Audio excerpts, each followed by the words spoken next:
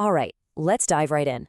Today, we're going to break down one of those viral recipes you see everywhere, one that promises this totally impressive dish using some super common everyday ingredients. Our goal here is to really figure out, how these basic things are engineered into something that looks so special. And when I say common, I'm not kidding. It really all starts with this simple question. What can you actually make with just 3 eggs and 5 potatoes? Doesn't sound like much, right? Well, according to the source for today's deep dive, you can apparently do a whole lot. So here's the big promise from the original creator, Recipe Hub. They don't just say, hey, this is tasty. No, they say this dish will impress everyone. I mean, wow, that's a high bar to set. So let's get into it. Let's deconstruct the whole process and see if they can actually pull it off. So every great structure needs a solid foundation, right? Well, that's exactly where we're starting. Think of this as our culinary construction project, and step 1 is building that crucial potato foundation. This is the base that everything else is going to sit on. So, what's in our toolkit for this foundation? Well, it's pretty much what we started with, those 5 potatoes and 3 eggs.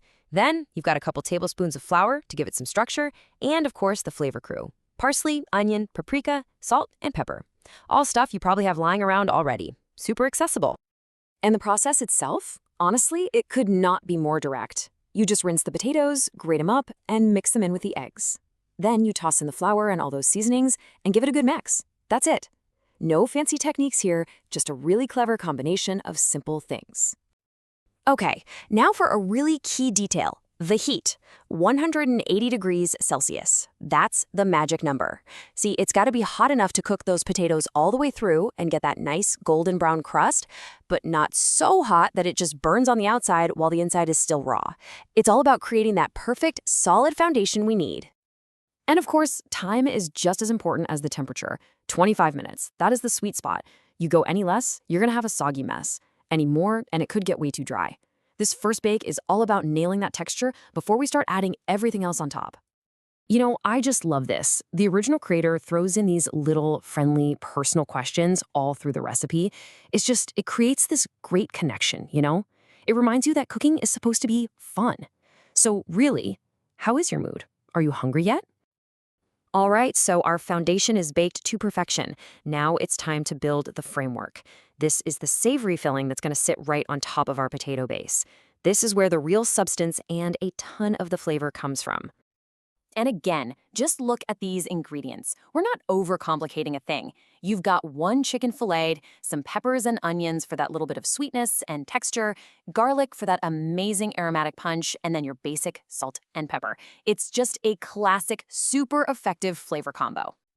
In the prep for this part, just as efficient. You chop up the chicken, saute it with the onion and peppers until everything's cooked, then hit it with the garlic, salt, and pepper at the end. It's all about building that flavor, fast, right there in the pan. Okay, so we've got our foundation, we've got our framework. Now comes the really fun part, the assembly and, the finishing touches. This is where we bring all those elements together and really make this dish look impressive. Now, this part is actually really interesting. Check out the technique here.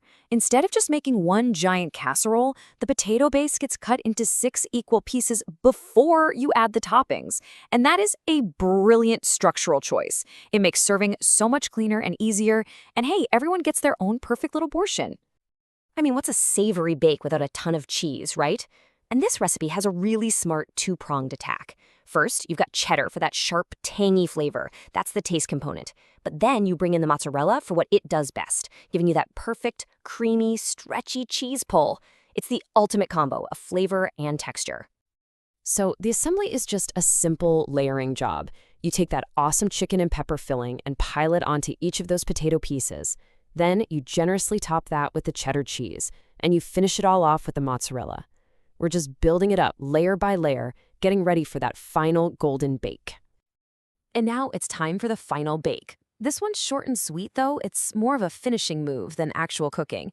The whole thing goes back into that same 180-degree oven, but just for 15 minutes. The goal here? It's not to cook anything more. It's just to get all that cheese melted into a beautiful, bubbly, golden brown crust. This is the step that makes it look absolutely irresistible. And there it is again, that charming little shout out to the online community from the creator. It's just a great reminder of how these amazing viral recipes get shared and loved by people all across the globe. But hold on, we're not quite done yet. You know how a great dish always has that one last thing that just ties it all together? Well, in this case, it's the final flourish, the perfect sauce to complete our little culinary construction project. So this sauce is specifically designed to be this cool, fresh, creamy counterpoint to that rich, savory, hot bake. It's a super simple mix, sour cream and mayo for the base, and then some fresh garlic and dill to give it a really nice, zesty kick. And this is the real beauty of it. There's zero cooking involved. You literally just dump everything into a bowl, give it a mix, and boom, it's ready. It's the perfect example of how an impressive finishing touch doesn't have to be complicated at all. And here we have it, the final, super enthusiastic endorsement from the creator. It's simple, it's passionate, and it really just sums up the whole point of this recipe, to make something so delicious that you just have to share it. Bon appetit!